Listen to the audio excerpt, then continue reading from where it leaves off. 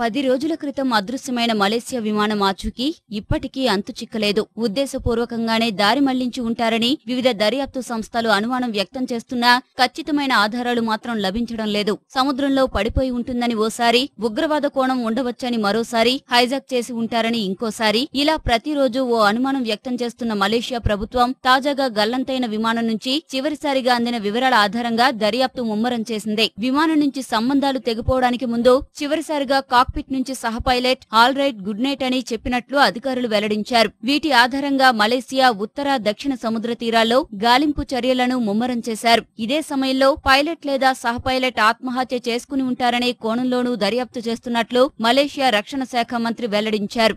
Today I can confirm that search and rescue operations in the northern and southern corridors have already begun.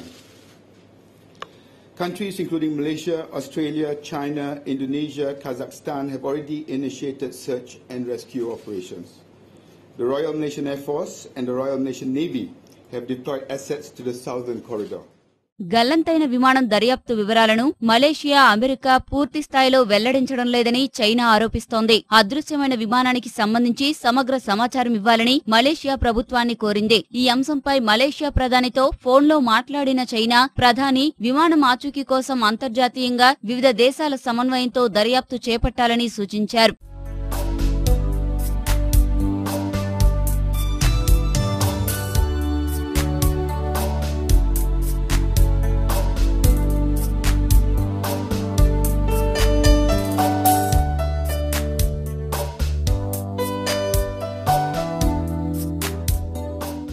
అదృశ్యమైన విమానంలో ఉన్న China ప్రయాణికుల బంధువులు Malaysia ప్రభుత్వంపై తీవ్రస్థాయిలో మండిపడుతున్నారు. ప్రయాణికుల వివరాలు వెల్లడించే విషయంలోనూ మలేషియా సర్కారు బాధ్యతారాహిత్యంగా ప్రవర్తిస్తోందని ఆక్షేపించారు. విమానానికి సంబంధించి అనేక విషయాలను మలేషియా రహస్యంగా ఉంచుతోందని ఆరోపిస్తున్నారు.